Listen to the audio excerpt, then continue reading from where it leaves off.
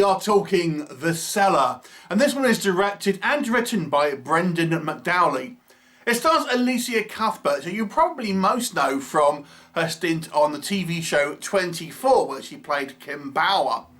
So here we have a kind of possessed slash kind of haunted house style movie that has a lot to do with mathematics, strangely enough.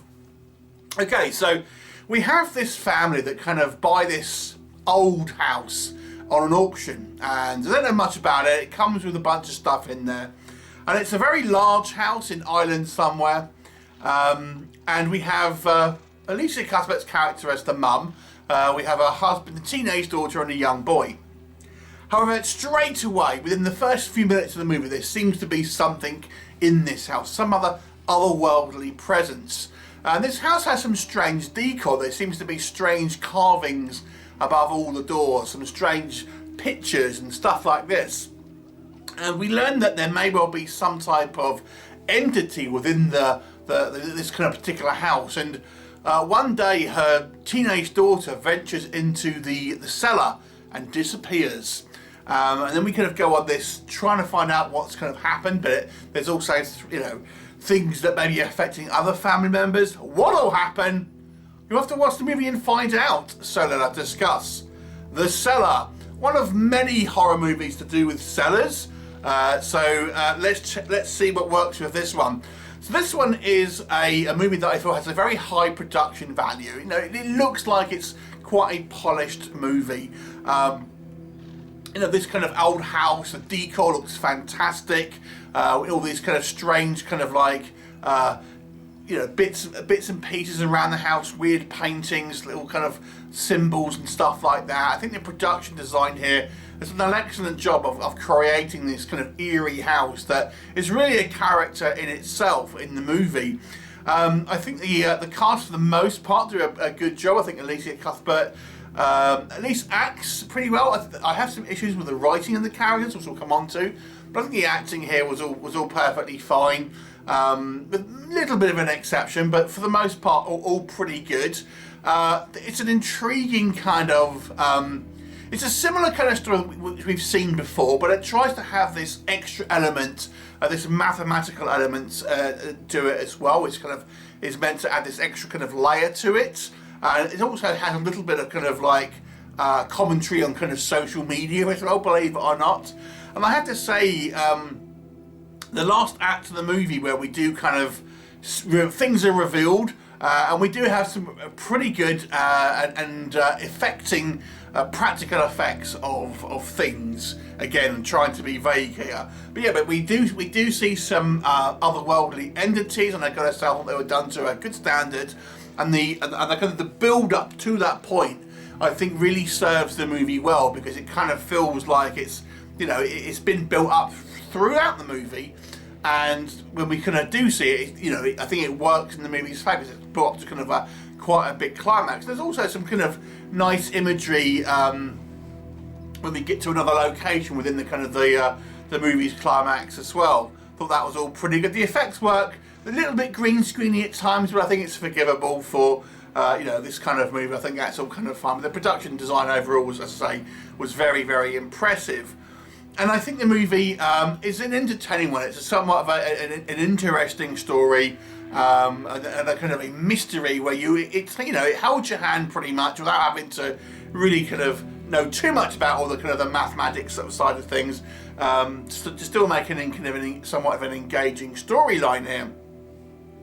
So what doesn't work for me? Now, the movie likes to flaunt this kind of mathematical kind of subplot around, and it kind of makes you feel like, is this movie quite a cerebral film?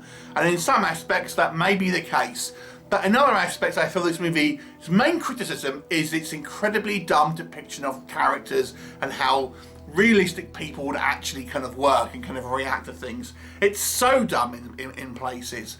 Let me give you a couple of examples to enunciate what I mean here.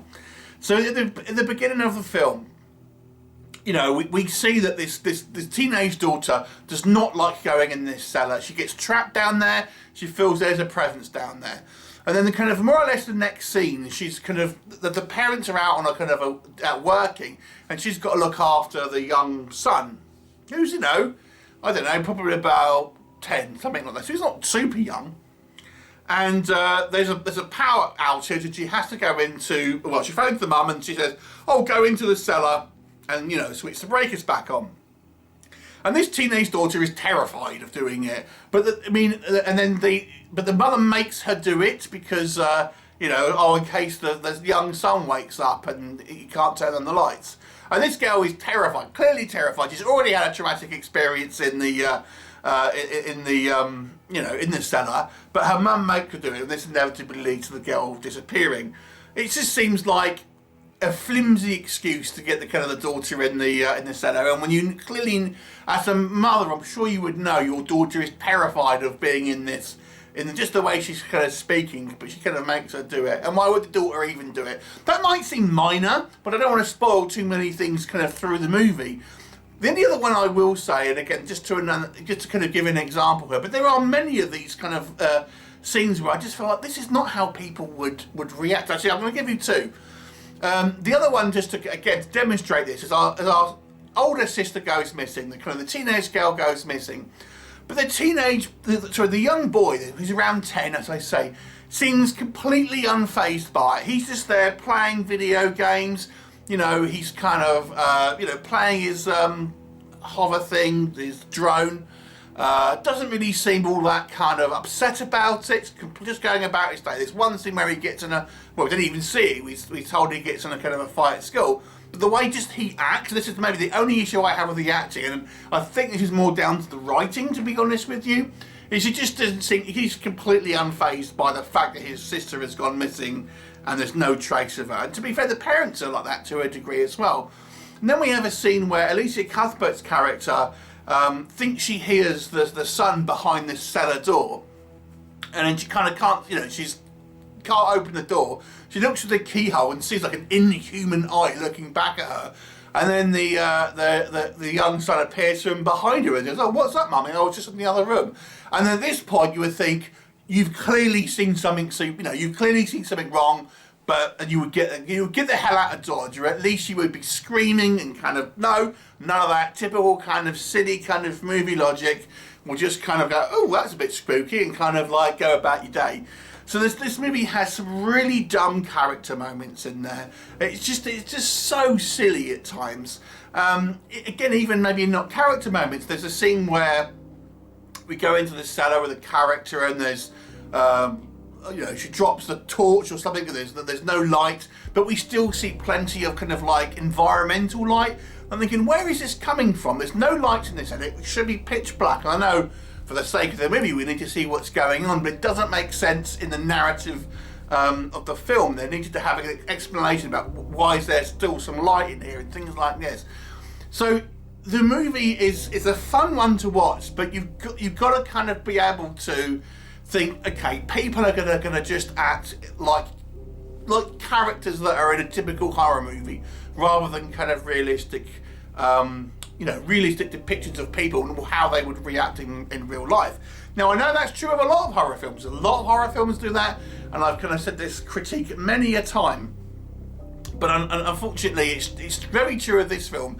And I think what maybe makes this movie worse is it has this kind of pretentious kind of like, oh, the secrets of the universe, and we're so, you know, everything here is like all about geniuses and Schrodinger and kind of like mathematical equations. So it has this layer of, you know, discussing intelligence and kind of like how people are able to kind of, you know, have these you know, high functioning IQs and stuff. And yet the movie, it has some real dumb moments as well, I have to say. It also has somewhat of a typical kind of FU ending, is kind of what I would say. That type of ending's been done to death now, you know. Kind of end it in a proper way. It just, you know, I mean, I guess that might be more of an opinion than anything else. I don't know. So there's, again, things in this, the writing is the main problem for me. The typical husband not believing in the wife, things like this, and You know, we get these kind of experts that are in one scene and then they kind of, we never hear from them again. We get people dishing out, you know, private data protection information just because someone asked for it, and people wouldn't do that.